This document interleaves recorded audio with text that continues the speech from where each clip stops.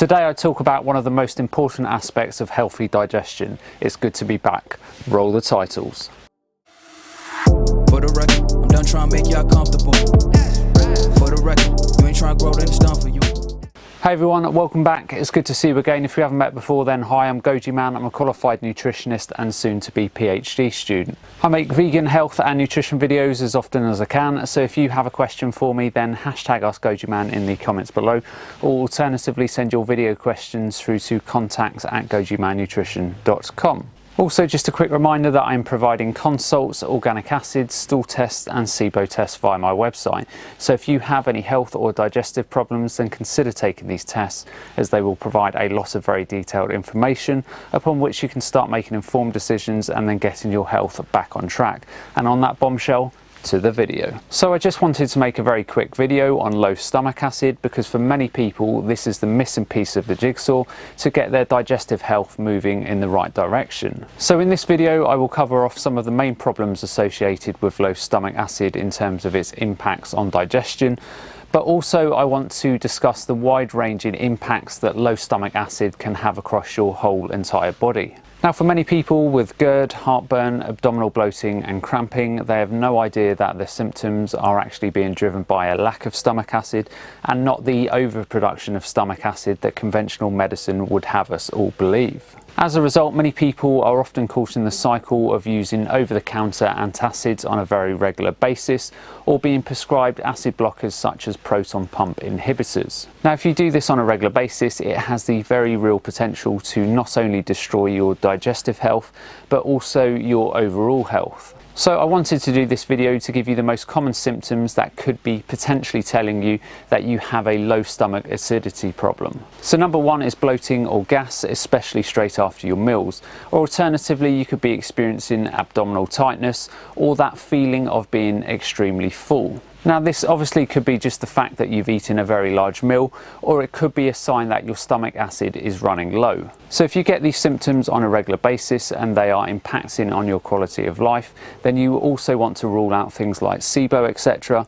But if your gas and bloating is intermittent, then it could just be low stomach acidity problems. Indigestion and acid reflux are also a sign that you may have low stomach acid problems. Reflux is when you get food or acid travelling back up your throat from your stomach and you get that awful acidic taste in the back of your mouth. Indigestion symptoms would include things like abdominal pain, growling stomach and also belching and gas. Next up is undigested food in your stool. So if you see food in your stool that is still intact and not broken down, then it could be a sign that you are having low stomach acid problems. Some really other common low stomach acid problems are constipation, abdominal cramping, foul smelling gas, and also pungent and low smelling breath could also be signs that you have low stomach acid. So what we have discussed so far has been the typical symptoms that could be clues that you are suffering with low stomach acid.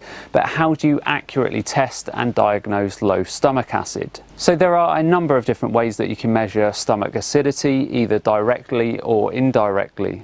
Indirectly, your doctor will simply speak to you regarding your symptoms and assume that there is a correlation between your symptoms and your low stomach acid. And you can also test directly by looking at certain tests such as blood tests, or you could do a urine indican test, also known as a Ober-Mayer test, and you can do these tests through your doctor, nutritionist or dietitian. Now, if you are looking at blood tests, then the common telltale signs of low stomach acid would be very low levels of chloride. Other markers should also be evaluated, such as total globulin, bicarbonate, blood urea, nitrogen, anion gap, and also mean corpuscular volume, also known as MCV. So if you have got a complete blood test recently, you will probably see your MCV next to what's called your MCH and also MCHC, and these will all provide useful indicators that you have low stomach acid problems. Now, as I said earlier, if you have stomach acid issues and you regularly take antacids or proton pump inhibitors,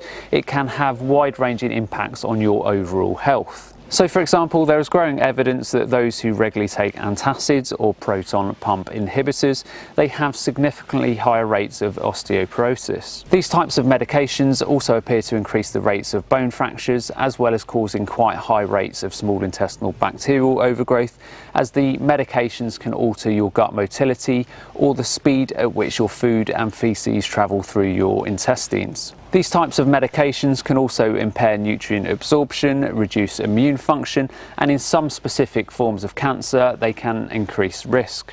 Now that you all know these symptoms and the tests that you can do, what can you actually do to fix the problem I hear you shouting at the screen? And this is where it becomes slightly complex, so I would suggest that you speak to a trained professional. Now, stomach acidity is interconnected to pancreatic enzymes, bile production, and also your gut motility. Now, some people will say, well, I might just take some hydrochloric acid and some digestive enzymes and try and fix the problem that way.